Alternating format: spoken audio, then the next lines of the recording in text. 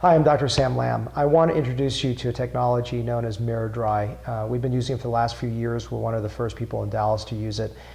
It's really a life-changing procedure, and this will serve as a virtual consultation for people that are interested in this procedure. To give you a little history, before with bad sweating, all we had was Botox. And Botox, you had to do it every few months and for the rest of your life to treat this. But now we have a permanent procedure that's very, very safe for those people interested in having this done. So I truly believe this is a life-changing procedure. Real Self has said the success rate is well over 90%, and people have really, really loved this. The Miradry technology is a microwave current technology that goes under the arm and helps stop the odor, stop the sweat, and really knock out that whole area. In the past, people that would have this done would have this term called hyperhidrosis, which is a fancy medical term for excessive sweating. These are people that were really crippled socially, but today really it's become much more embraced. It's just a cosmetic procedure, as if you're having Botox or a filler or a small office-based procedure, because people just don't want sweat under there. If you go work out and you have smelly clothes or a armpit ring, it's something that's very, very troubling and bothersome. And so that nuisance can be managed. And if you think about the safety, not only is it safe, but also if you compare it to the fact that you have to usually keep on using metal salts or God knows what under your arms, and the dry cleaning bills, etc. It offers you a solution to all those toxicities, caustic excesses, etc. People wonder, how safe is it? Is there something in terms of, will you have more sweat elsewhere in the body? And actually you won't, because this only occupies about 2% of your total sweat glands. So you could sweat the same elsewhere. The only thing you're knocking out is the unsightly stains, the ruining of the clothing, the bad smells, etc. Some of the new marketing materials have talked about something called Mira Smooth, which is basically the fact that some of the hairs can also be reduced in number, but this is not a guarantee. And so I really try to temper marketing with facts.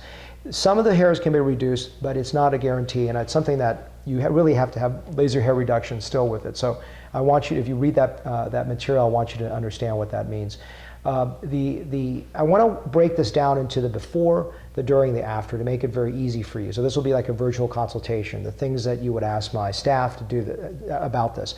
So before, you need to stop aspirin, aspirin-related products, vitamin E, things that would potentially cause bruising and et cetera. So you want to stop that for about a week. We'll send you the information beforehand. So that's something you need to know. Also, you need to shave, whether you're a man or woman, 3 days before having the procedure.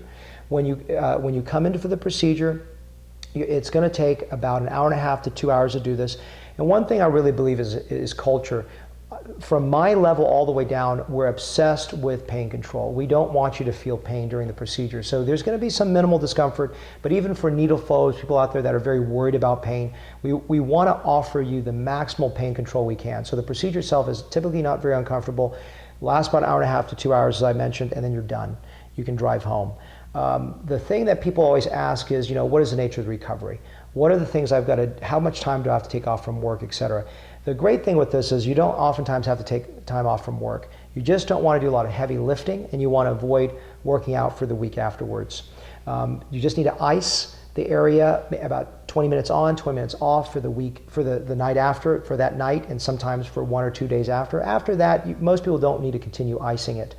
The other thing you need to do is really just take some aspirin or things like that for the first day. After that, most people don't need a lot of anti-inflammatories. We don't even prescribe narcotics because it's not terribly uncomfortable. You will feel numb underneath the armpit for a couple months or so, and that's very normal. It's like if you do a facelift, you're going to feel a little bit numb around this area as well. So don't be alarmed with that. But you can have some numbness that goes down your arm for even a few days, and that's absolutely very normal as well. Sometimes you can have some lumps underneath or some bumps, and that can even last for a little while, and that's not a concern. You can also have, in uncommon but still possible, a band where the skin sort of folds and bands, and that typically resolves by itself. But in worst case scenario, if it's still there for a few weeks or a month or so, I can easily inject the area and treat that.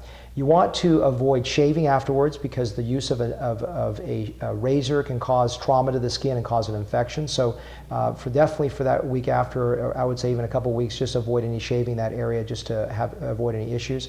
If you're going to use a deodorant stick, which you really won't need because most people afterwards are pretty dry, You can use that deodorant stick, use a fresh one. Don't use the same one you were using before, just the risk of infection.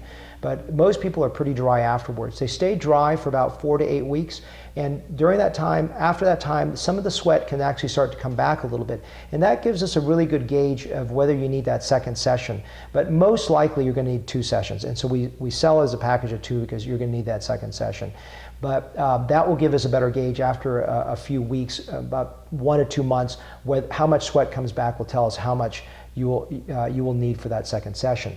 A big change now in the last year or 2 is some protocol improvements. So sometimes in the past we would have a small fraction of people that have a little bit of failure, and what that means is that they may need a 3rd session. If you need it, we do charge you, but it's a greatly reduced cost.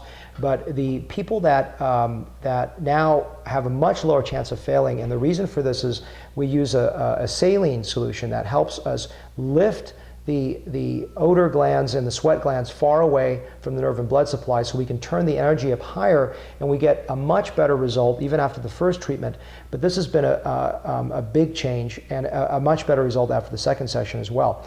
So I hope that answers some of your questions and your thoughts about Mira-dry. The Mira-dry to me has been truly a life-changing procedure for our patients, and again today it's really been used as a cosmetic procedure. I don't perform the procedure, just to clarify, my staff does, but I thought it would be good to hear from me just the fundamental elements that you need to know before considering the procedure.